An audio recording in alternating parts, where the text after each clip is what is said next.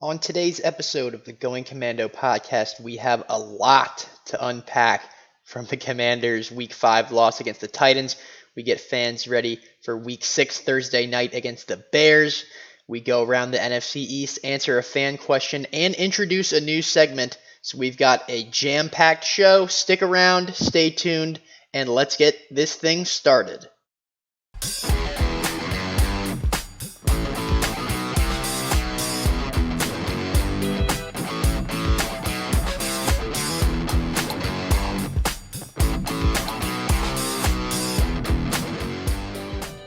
Welcome to Going Commando, a Washington Commanders podcast.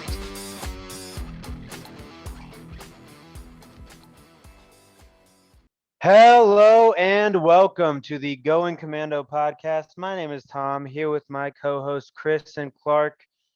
Coming off of a rough week against the Titans, what do you boys have to talk about? Well, Tom, thank you for the introduction. There is absolutely a lot to talk about, and unfortunately, yet again, majority is going to be falling on the negative side of kind of the balance there. But yeah, I mean, a couple good things, a little bit better than some of the most previous weeks we've had, but again, very disappointing loss, and there's definitely a lot to cover. Anything that was positive from this game, I don't think any of the fans are going to remember. I don't think the media is going to remember.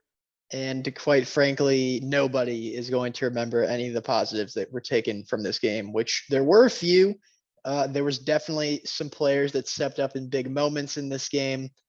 But obviously the ending, which I'm sure we will discuss at length, is just going to overshadow this one. No, you boys are absolutely right. And talking about those bright spots, obviously you look at our defense. They played extremely well coming off of a few rough weeks for them, quite honestly. Carson Wentz, gosh, man. I mean, I joke with my mother about this. I say that I'm going to have a heart attack at 40 being a Commanders fan watching these games. Uh, it's just hard. It's absolutely hard. I mean, we got the bright spots of Brian Robinson returning, Montez Sweat having a big game, De'Ami Brown having an absolutely Randy Moss-esque game. So there's just a lot of points to talk about here. I think where we should start though is absolutely with Brian Robinson, the rookie running back coming into his first game in the NFL. We've been talking about it for the past few weeks, and I've said personally, I see the role for Brian Robinson on this team. I told you that he was probably going to take snaps from Jonathan Williams, most likely going to take snaps from Antonio Gibson. And hey, 9 carries, 22 yards. He was our bell cow back by all means. Antonio Gibson was thrown in there, but it was only those two, Brian Robinson and Antonio Gibson. So what do you boys have on that? What do you think about it the week that Brian Robinson had? I think the telling thing about Brian Robinson's snaps and carries, really the thing that's telling is that he was the lead back on that final drive for the Commanders, driving down the field with the chance to win the game. Rivera and company trusted Robinson on the field outside of, they threw him McKissick for some passing downs, but in running situations when they needed a few yards, they were going to him. Despite it being his first game back, of course, from being shot after spending 6 weeks on the short-term IR. So, although the rushing yardage doesn't exactly jump out at you, and he might not have had as many carries as he might get going forward, but I think that definitely a good sign to see how he ran the ball on Sunday. I think it is a good sign as well. I mean, it was good to see, B-Rob back in action and actually on the field for us. But I would caution, I did not like how the introduction of B-Rob significantly reduced the amount of attention that Antonio Gibson was getting. I mean, he only had 3 rushing attempts the entire game. B-Rob with 9, he's tripling Gibson's output all of a sudden the first game back. I mean, I don't think it's a smart offensive call to just take Gibby basically completely out of the game. And if you're doing that, if you're going to go with that, why aren't you using him elsewhere in the game? He's a weapon. He's an athlete. Why aren't you having him return your kicks and punts if you have so much confidence in B-Rob as your lead every down back? Again, not to take anything away from B-Rob. I thought he had, a fine game, for a first week back. Would definitely like to see more out of him. But I was concerned with, kind of just the tossing it to the side of Gibson, if you will. Absolutely. And when you have a guy that comes off of a major injury, especially a gunshot wound and a vital place too in the knee, it's very important that you limit that guy. And, we say 9 for 22. They didn't run the ball all that much, only 12 carries outside of Carson Wentz scrambling. And Antonio Gibson luckily did have 3 catches for 33 yards. Very quiet game. I absolutely agree with you that I do not like to see this almost bipolar attitude towards our offense. Now, we did see Carson Wentz throw the ball 38 times this game. I believe that is a high for the season since week 1, where he threw the ball over 40 times. 359 yards, 2 TDs, 1 interception. Both TDs going to De'Ami Brown, which is a name that I don't think any of us would have said before this game was going to be the guy that would catch a TD. Just a weird game. And obviously there's that final drive and you boys have a bit more feeling about it, but I'll say my one piece, which is everyone who is a fan of the NFL, who's been a fan of the NFL for the past 10 to 20 years, remembers that Seahawks Super Bowl game and the goal line interception by Malcolm Butler. And every question after that game was, why did you not run the ball? And we're having that same question be asked right now. So Scott Turner, offensive coordinator, I really believe it's his fault, but I'd like to hear what you boys have on it. Yeah, when that happened, of course, the goal line interception, I mean, I kind of was not as much in shock, not as much upset, but I kind of just accepted, the fate of this is what happens when Carson Wentz is your quarterback. People have been telling me this for months. He said, "Oh, just wait, like he puts up good stats, but when it matters, when push comes to shove, he's going to make that bad throw." And it was kind of just like insane to see this actually come to fruition, where we're in a position to win the game. He's had a very good game statistically, throwing the ball down the field, and then like you do the one thing that you just can't do, is turn the ball over in that situation. And this is a guy that's done it time and time again. I mean, it was kind of hard to believe, but at this point, we shouldn't be surprised as Commanders fans.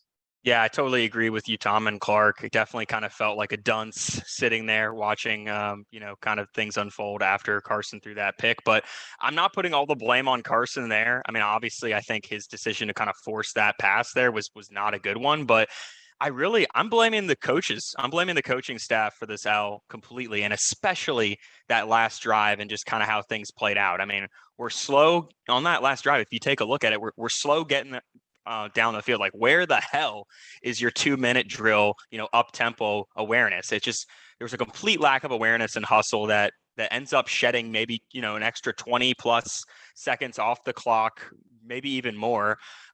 Just very poor game clock management, we see week in and week out with Ron. And then just very poor play calling. I believe it was Terry gets a PI called that gets us down the inside their red zone at the 2-yard line in the first place.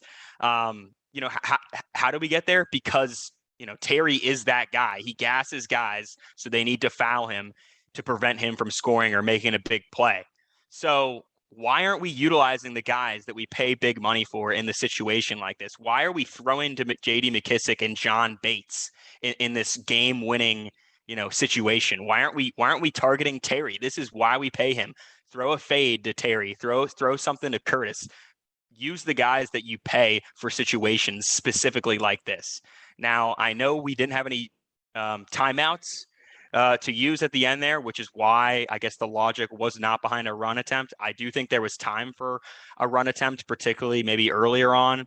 But again, you don't see any sort of creativity from Scott Turner, which is something I in past weeks have applauded him for. But you don't see a play action. You don't see him targeting the guys that you are depend on in plays, in situations and plays like this.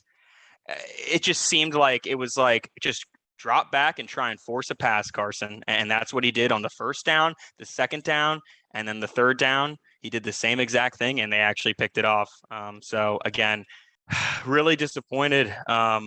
With this. I mean, I get Logan Thomas is out, but Cole Turner, you mentioned Cole Turner earlier, Tom. I think when we were talking before the show, he's active for the first time this week.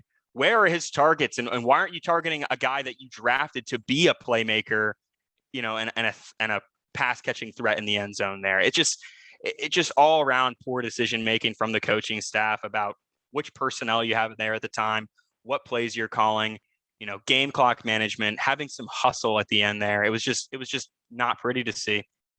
You talk about the lack of timeouts. And of course, there was that Cam Sims catch on that 3rd and 1 on that last drive that, kind of looked like it was a catch, but ultimately it was ruled incomplete and there wasn't enough there really to tell. Ron throws a challenge flag on that. Say that doesn't happen. We still convert that 4th and 1 anyways. And we have that timeout down at the goal line to potentially, have a running play, or just, you can do more when you have that safety net of the timeout. So that again goes back to coaching, and again goes back to decision making, and again goes back to the play calling down there at the end of the game.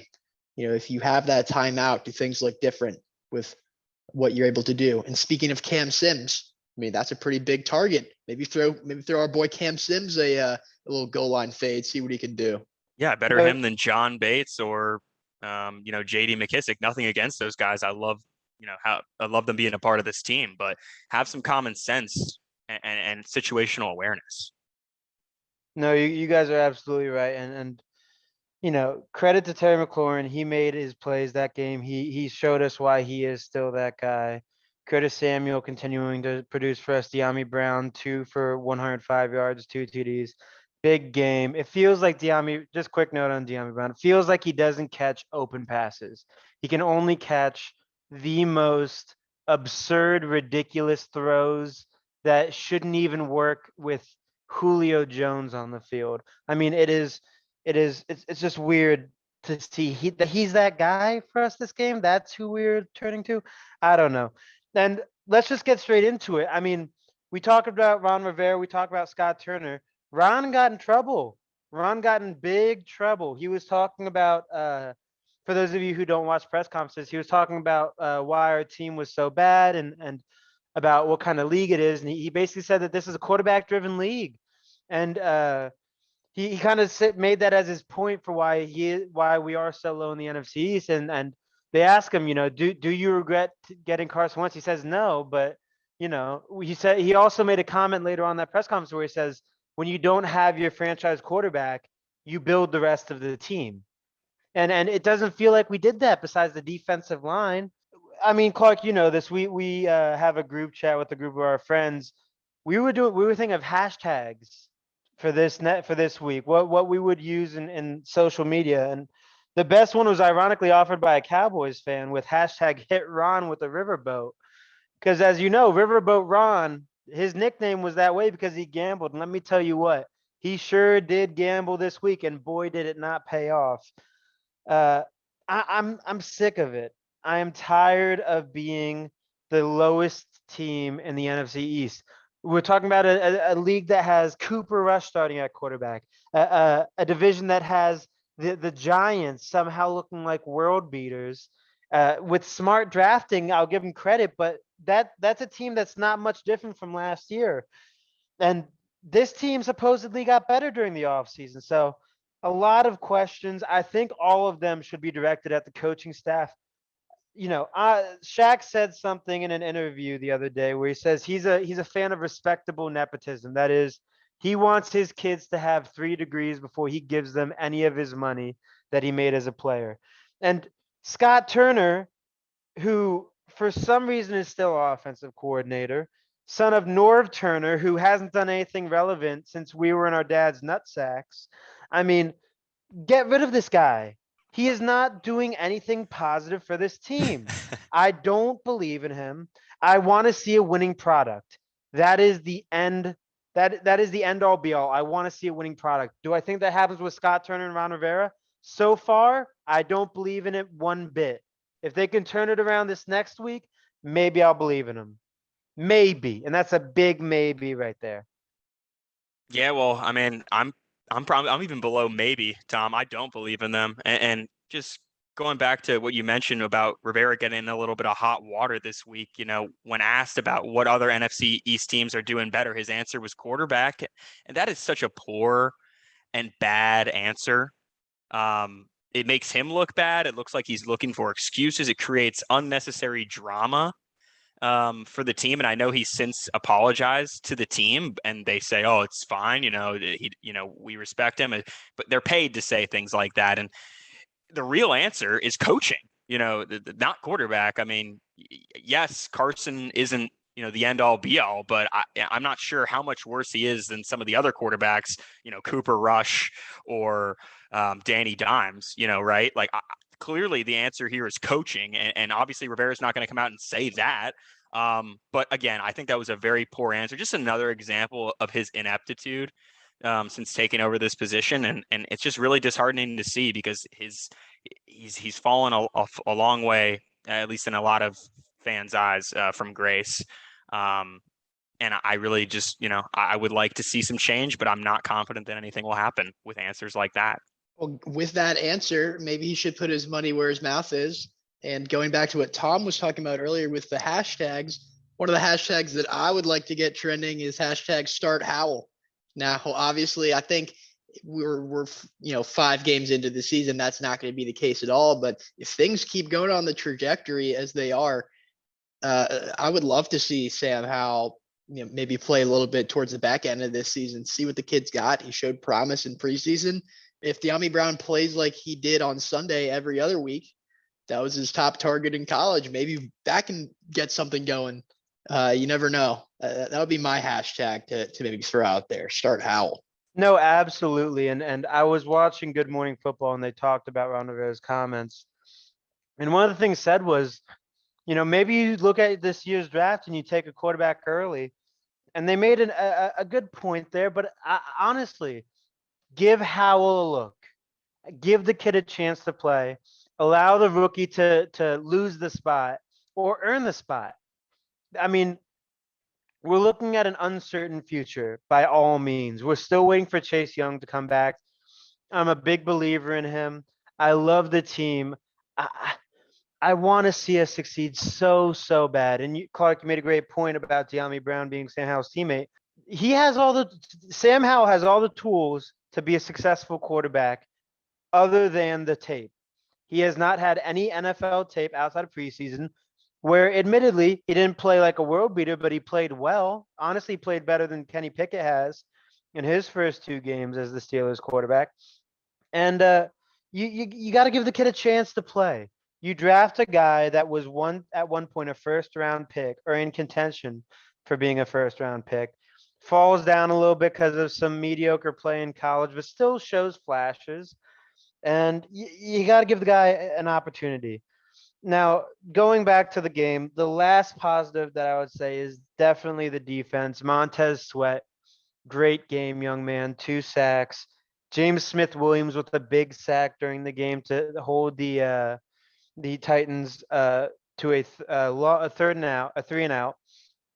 This defense just played well, and our offense just couldn't seem to match. Derrick Henry beat us this game. It was not a game where I believe Tannehill beat us. I mean, we talk about clock management Tannehill. This was clock management Tannehill, and it wasn't a great team that we faced.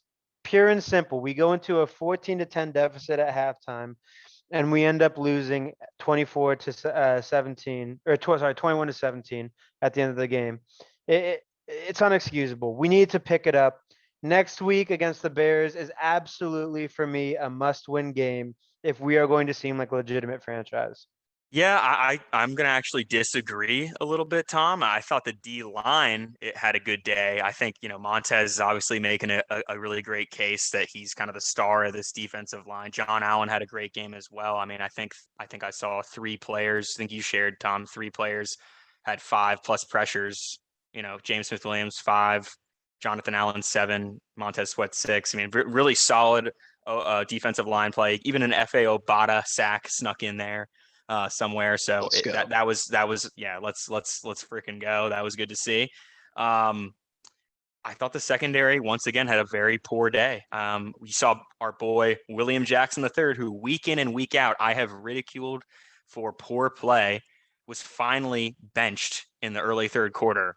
Not due to injury, due to play. And that's probably the first thing that Jack Del Rio's done, or Rivera, whoever made that decision, that I've been really behind this entire season. So yeah, get him out of the game. I know we don't really have the depth to step up and replace him, but if we're paying you that money and you're playing at that poor of a level, get out of there. We'll put in a guy that might have a little bit more upside for us at least. I think Bobby McCain has continued to show us that he is very, very ineffective back there at the free safety spot. I think he needs to be benched as well. I think what you need to do is you need to take Cam Curl, move him to free safety permanently, and then have Derek Forrest and Percy Butler split the strong safety position. And then when there's a need for that third kind of box safety, type player, just have both Percy Butler and DeForest on the field. Because I think you need to get Bobby McCain out of there. I think you need to get William Jackson out of there. Yeah, and you talk about William Jackson, just a quick note I had. While watching the press conference, he was actually asked about this, Ron Rivera.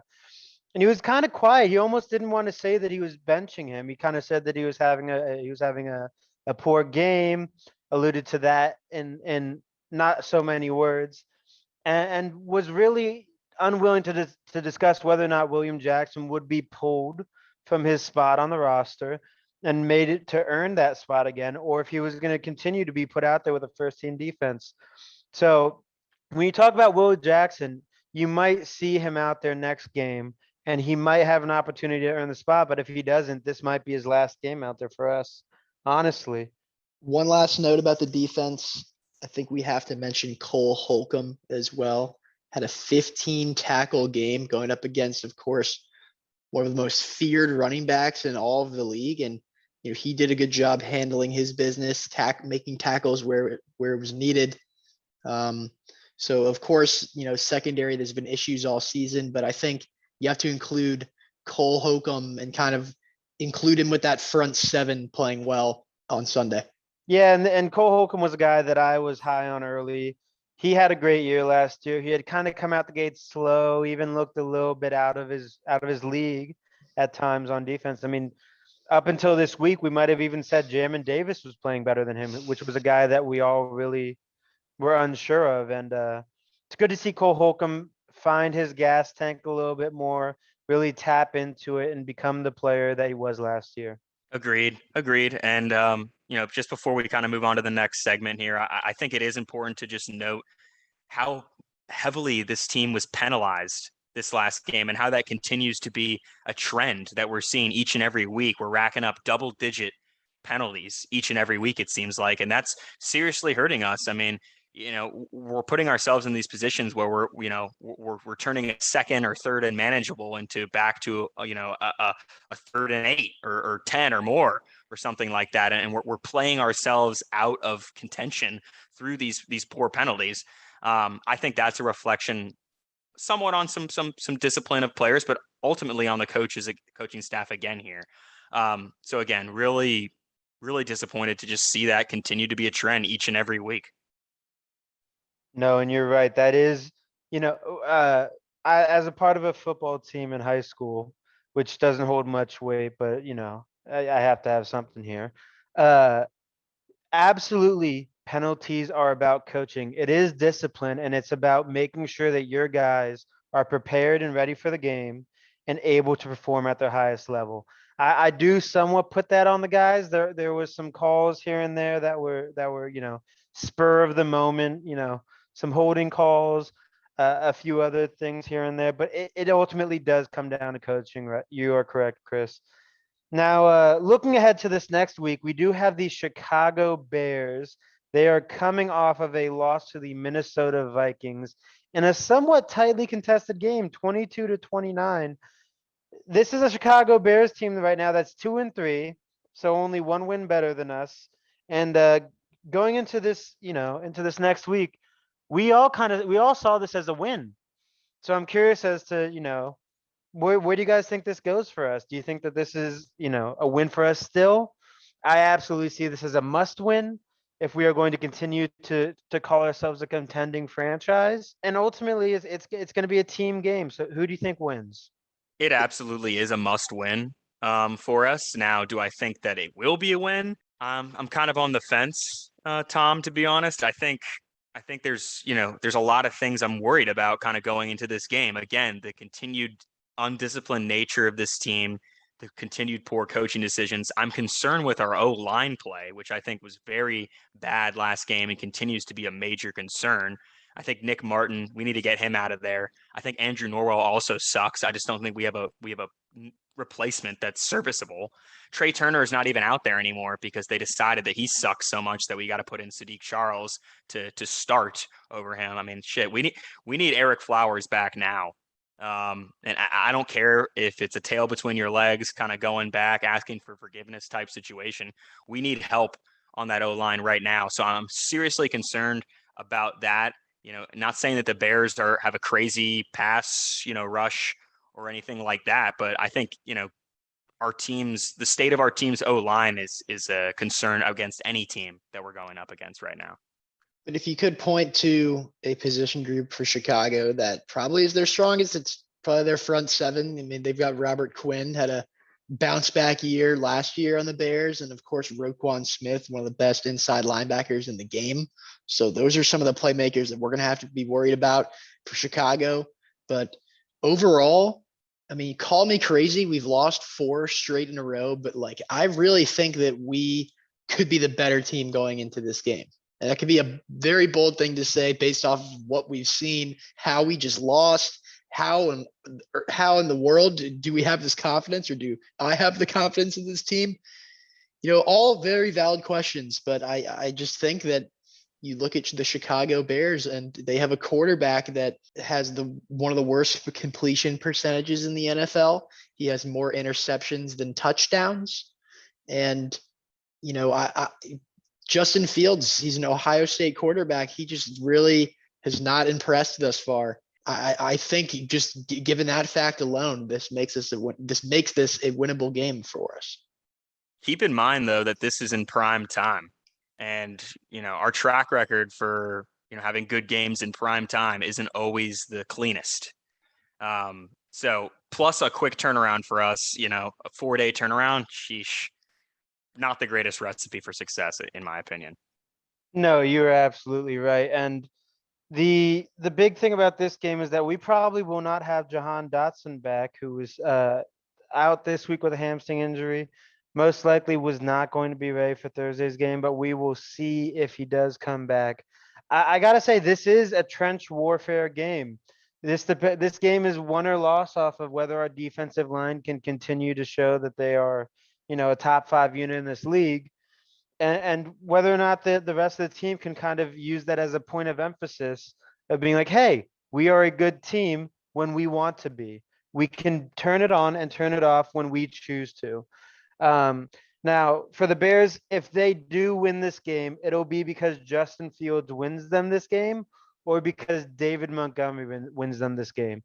Their defense is not anything to look at necessarily, coming off of a 1-sack week against the Vikings of all teams, which isn't necessarily thought of as a great offensive line. It's hard to see this game not being a win for us as a fan. Now, if I'm being objective about it, I could see how this is going to be a very tight game and how this could easily be a loss for us. We just need people to step up. That's what we need. I talked to Chris earlier about this. Rashad Wildgoose had a great play in the game last week, and that was a play that, while it didn't make up for his past ineptitude, it's a reason to keep him on the field at the very least. Now, when we look forward to this Bears game, you got to ask yourself, does Brian Robinson continue to be the bell cow back? Because if he does, he needs to show improvement. 9 for 22 is great for your first game, but we need more, young man. Can Terry McLaurin continue to be that guy? I absolutely believe so. Do we keep throwing the ball to De'Ami Brown? God, I hope so. If he continues to play like he did last week, um, it's an interesting game. And let me tell you what, this might be the first Thursday night game that'll be interesting to watch. As a person who has watched every Thursday night game so far, I have been somewhat unimpressed, especially thinking back to the Colts Broncos absolute dog pile game that they had in Denver this Thursday, which I know hits a little close to home for Clark, being that he has a special connection to the city of Indianapolis. And I just don't know. I think this is a must win, and I do believe we win it, but it's tight. It's tight.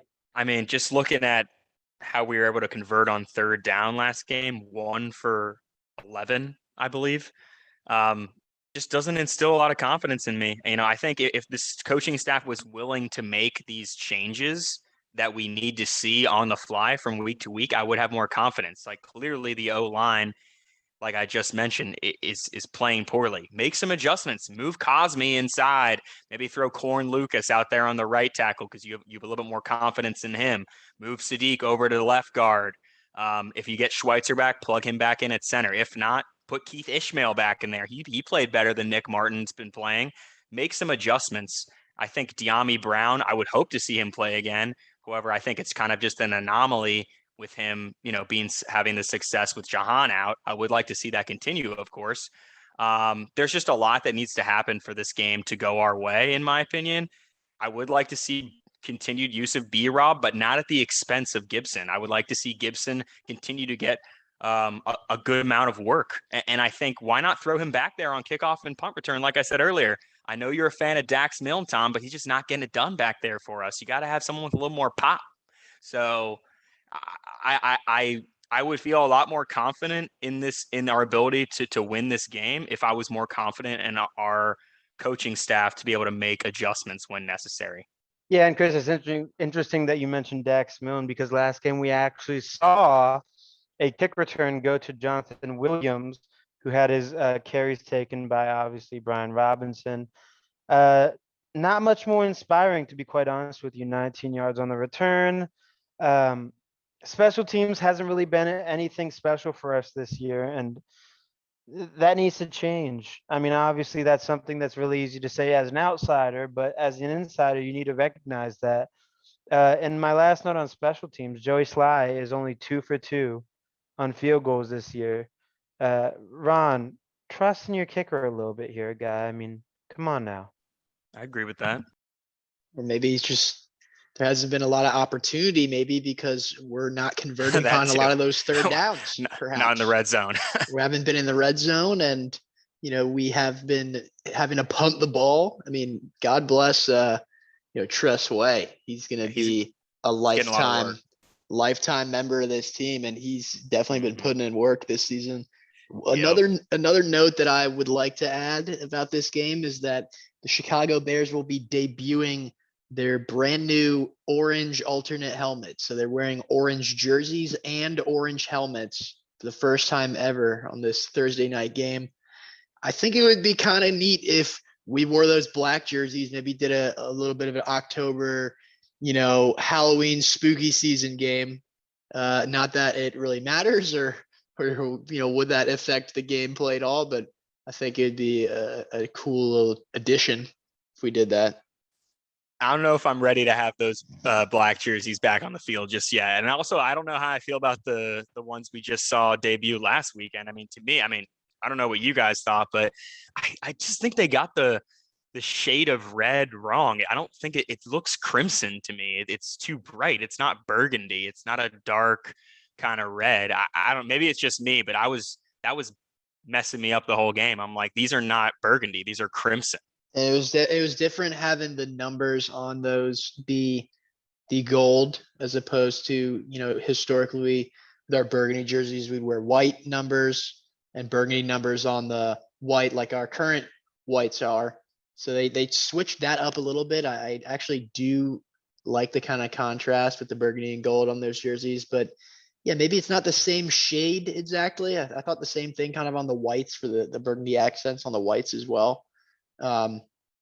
I mean, say what you will, everybody can have their own opinions on what the jerseys look like, whether they're good or bad. But just at some point, maybe I think if the team starts winning, maybe people will care less about what the jerseys look like. Fair. No, you're absolutely right, and I believe that the black jerseys are actually pretty. I actually like the black jerseys. I made the note, and I said this. I believe it was last week. The burgundy accents on those black jerseys are actually a extremely good touch. My last note about the I guess the fashion or the aesthetics of the team is that we did have a pink W in the middle of the field. Now, obviously, you boys are aware, but I have a family member who is a breast cancer survivor, and I'm extremely happy when the month of October comes around because I love to see the support that the NFL gives to the breast cancer awareness foundations and really promoting the welfare of all people as a sport. That was a really nice thing. So maybe, hey, listen, maybe we throw on some pink this next game. Really go all pink out for it. Yeah, no, Tom, I agree. Absolutely. Always great this time of year to support, a good cause like that. And it's good to see, us, the team showing their support, out there on the field. So, hey, if it helps us, I'm all for it. But with that, let's move forward here and take a look at what's going on around the NFC East. Everyone else seems to be doing pretty well for themselves, fellas. I don't know. What did you guys think about kind of the latest, in our division this week?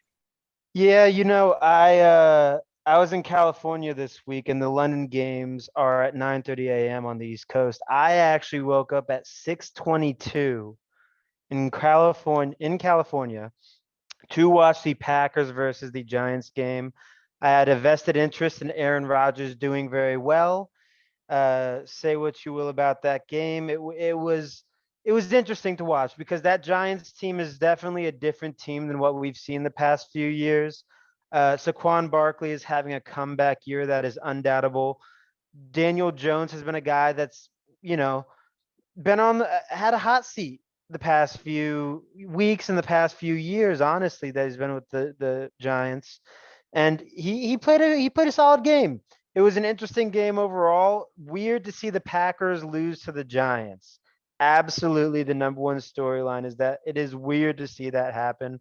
Aaron Rodgers is a slow starter, so maybe this is just him getting ready to kick it back into fifth gear, pin his ears back, get ready for playoffs. But that was a very interesting game. I don't know if you boys were able to catch it, but certainly something to watch going forward is that Giants team. The around the NFC East segment is probably been going just in the absolute 180 direction of how we all thought it would be going at this point in the season, because we have three teams that are 4-1, 4-1, and 5-0. I mean, when is the last time that's ever happened in the NFC East? I could not tell you. It hasn't been any time recently. And I think it's good to see, for the sake of the division, gain a little bit more respect. It is the division with the most rings of any division in the NFL, but it also is concerned. I mean, hey, Dallas, they've been, I wouldn't say contending, but they've been a solid team for a long time. Few bad years in between. Philly's kind of the same way. They won that Super Bowl. They've always been competing. And the Giants, outside of 1 year, I think it was 2015 or 16, they made the playoffs. But outside of that year, for the better part of 10 years, the Giants have been at the bottom of this division. And to see them kind of turning things around seemingly is certainly, cause for concern for Commanders fans. Yeah, and you bring up an interesting fact that you can't remember the last time this happened. Just off of a quick search, the last time we had three winning teams in the NFC East was 2007. Finishing out the year, Dallas was 13-3. The Giants were 10-6, and the Redskins at the time were 9-7. Philadelphia actually finished 8-8 that year. So definitely a weird year, and it's certainly interesting to see that 15 years later, we're seeing a possible repeat of 2007. Well, I think if we want to repeat that year, we're going to have to pick up the pace a little bit if we want to get to 9-7 or 9-8 or whatever it is. And we also can't forget that magical 8-7-1 season, which technically is a winning record that saw us get third in the NFC East. And that was the year that the Giants beat us in that last game and went on to make the playoffs. Yeah, no, quite honestly, I've been super impressed with the other teams this year in the NFC East. I mean, I think Cooper Rush has shown the ability to somehow lead his team and win against good teams. So, he's got that going for him, and clearly they're comfortable with him leading them in Dak's absence. I think the Eagles, we continue to see them win these games. That they're still undefeated, of course, and continue to be putting Jalen Hurts in a position to make plays. I mean, he was their leading, of course, passer, but also their leading rusher in the last game. So a lot of this offense runs through him. So as long as he's playing well, they're going to continue to be well. And of course, the Giants, like, who saw this coming at all? I mean, 4-1, beating Rodgers and the Green Bay Packers in Green Bay. Super impressed with Saquon and just kind of the overall coaching staff. I know Dable, he first year coach, right? But I think he's done a great job, and the guys really seem to be rallying around him and really, meshing well with his coaching style, which is something that maybe we're not seeing on this team. So again, super impressed with everyone else but us so far this year in the NFC East. So you talk about, of course, we talk about all these teams doing much better than us in the division. We actually got a fan comment from Mike Plass last week saying, guys, talking about NFC East champs after week 4 is a bit premature. We're now past week 5 and we have 3, it looks to be contenders in this division. So is it premature to start talking about who's going to be winning this game division, especially considering that it's pretty up in the air right now with 3 winning teams? No, Mike, that's an absolutely fair comment. But it is important to talk about, honestly, with the NFC East, because we haven't had this exciting of a division in so long. And, we talk about the rule on this podcast a lot that, NFC East teams don't repeat championships. And I think that's really more the interesting thing here is because, we want to discount the Cowboys, but Micah Parsons is putting together a defensive player of the year type year. The Giants are having one of the better comeback stories of the entire decade so far. The Eagles are looking like Super Bowl contenders. I mean, it's important that we do talk about who's going to win this NFC East, especially when who knows when we're going to see an NFC East that looks like this ever again, to be quite honest with you. I mean, it took us, if it's 2016 was 6 years ago, 2007 was 15 years ago. So we're talking about a historically very interesting year for the NFC East, and we hope to see this momentum carry, especially with our division being labeled as, the NFC least in the past years, with people considering us one of the worst divisions in the league. All of a sudden having this, miraculous turnaround and getting to this point where we're the division to talk about. Whether you like it or not, we are the division to talk about. NFC beast. Absolutely. NFC least. And we are going to try a new segment here coming off of the NFC East talk. We want to talk about our team a little bit here, and we want to talk about maybe some of the bright spots, maybe not, with our new segment, Gold or Not Sold. Now, in this segment, we are going to be bringing up players on the Commanders, specifically one from each of us.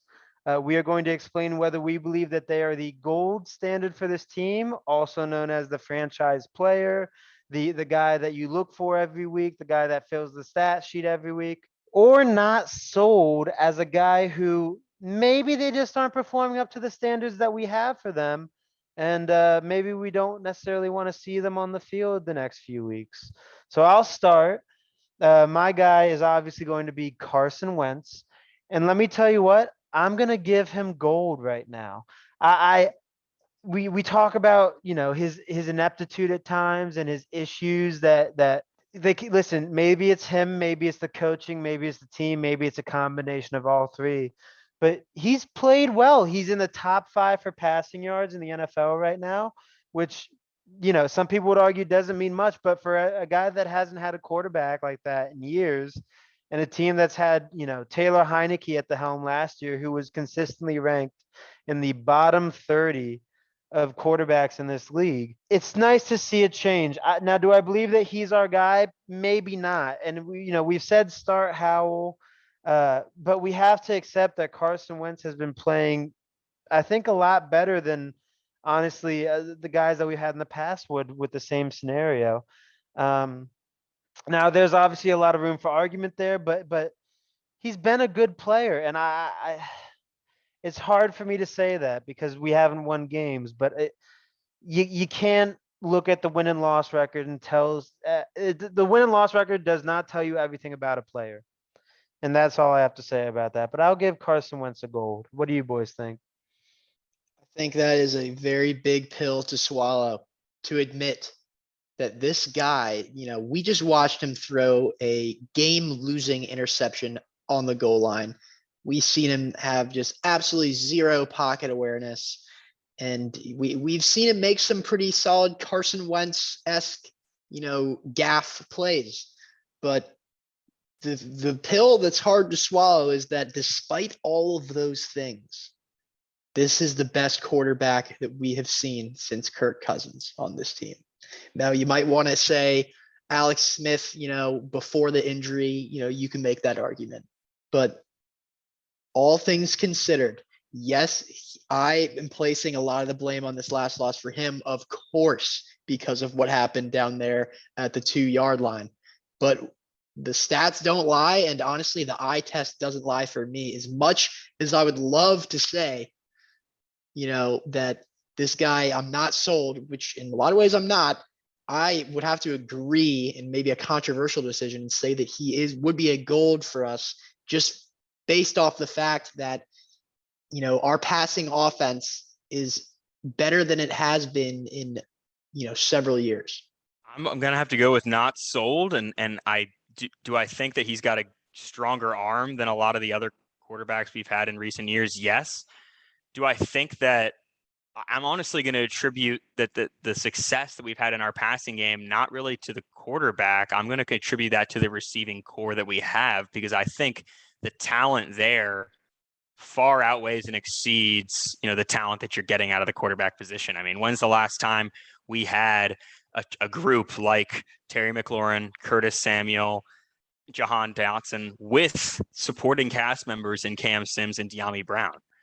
And Dax Milne, Tom. Can't forget about Dax. But I just, I'm not sold on him. I think that our success is more so due to the better play and better skill set of our receiving unit as a whole. I know we've mentioned this in the past, but the last time I think we had a couple good receivers on our roster that actually were legitimate playmaking threats. Probably got to go back to Pierre Garcon, Deshaun Jackson, and Jamison Crowder days. But yeah, I'm not saying I disagree with what you guys are saying in terms of comparing Carson to other quarterbacks we've been subjected to in recent years, but doesn't lead me to say that I'm sold on him.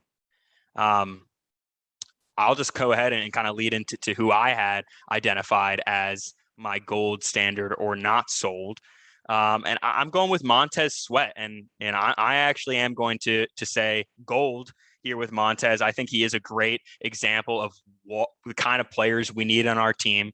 Now, I know there's kind of always been comparisons of Montez versus Chase, and Chase has kind of, overshadowed Montez a little bit throughout, the beginnings of their career a little bit, despite Montez being the more consistent player and more consistently healthy player. Now, I know he missed a couple games last year due to maybe the jaw injury and some off the field items, but Montez has consistently been a guy that's ready and available for us on game day, consistent disruptor in the pass rushing space, as well as the run, stopping game.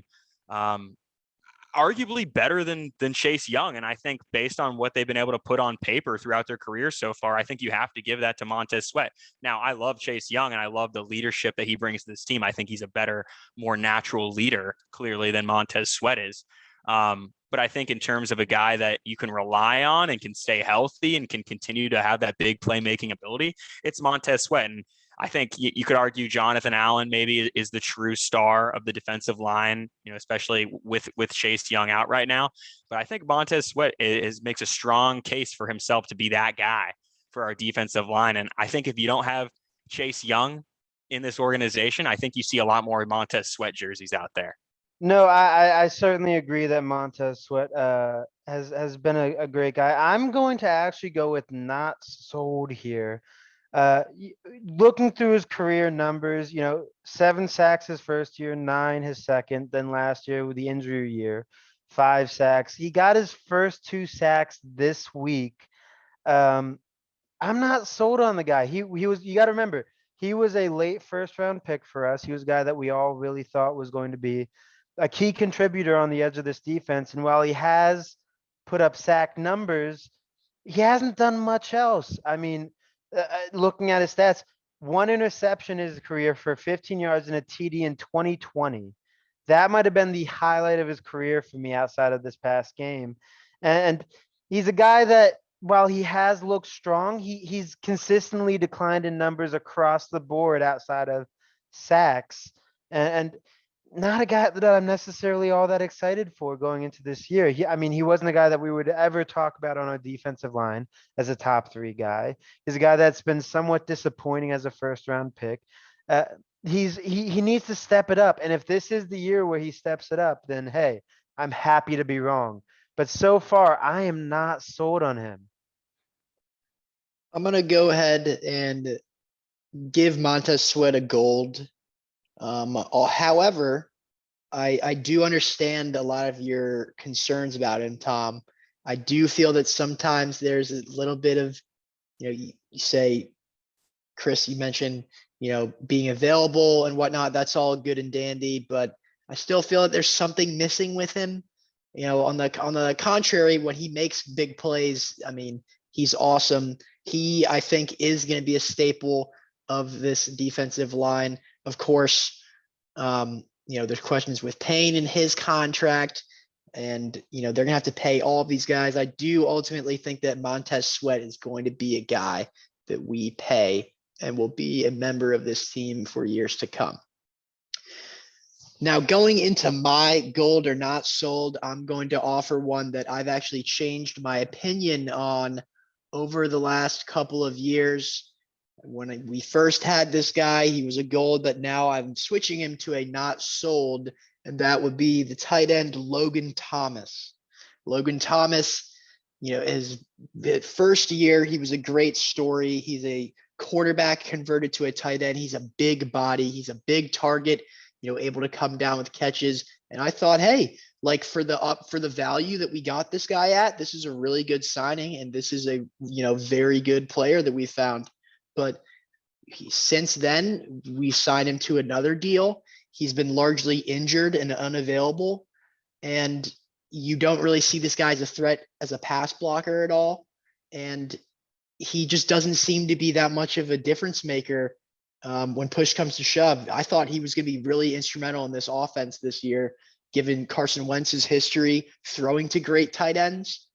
But, nonetheless, he's injured again this week.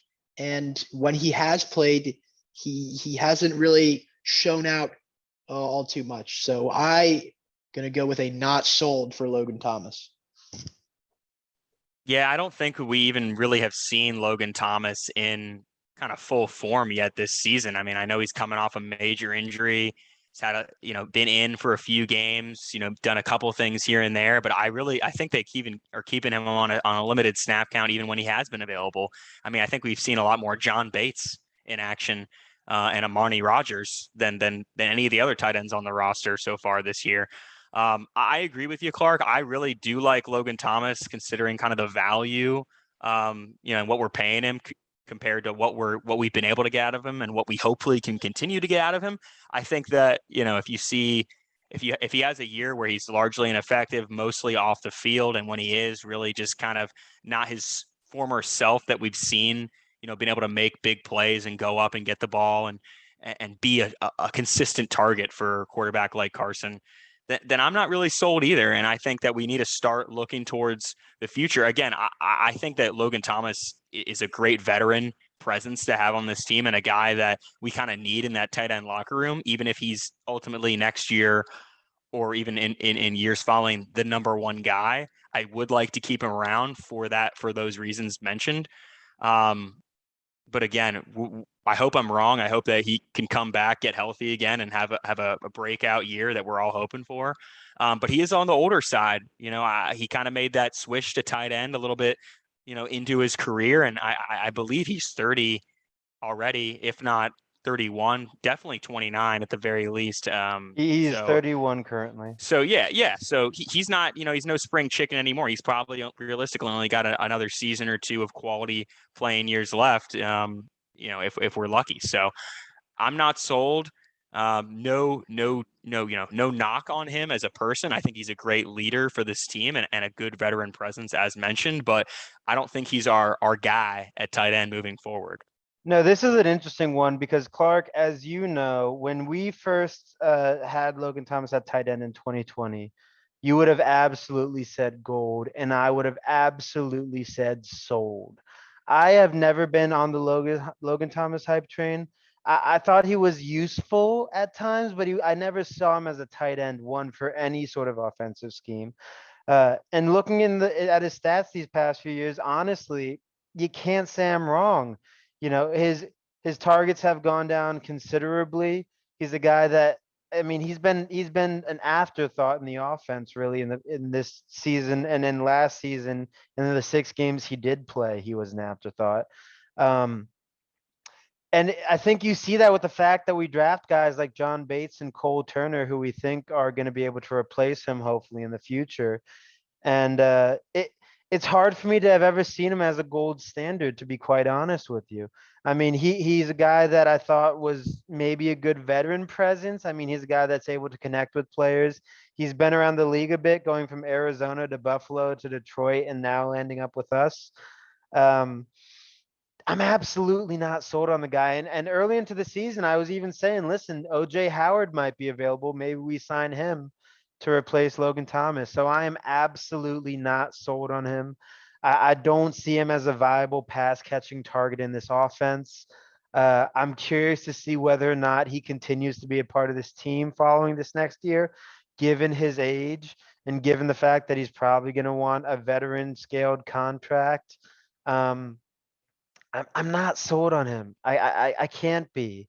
And that's even in a year, even on the year when he was good, I was not sold on him. So first unanimous not sold player for all of us in this discussion. I think it'll be interesting to see how these discussions continue going into the end of the year. And that is all we have for this week of the Going Commando podcast. Be sure to leave your questions, comments, and concerns under the video on YouTube or wherever you listen to us.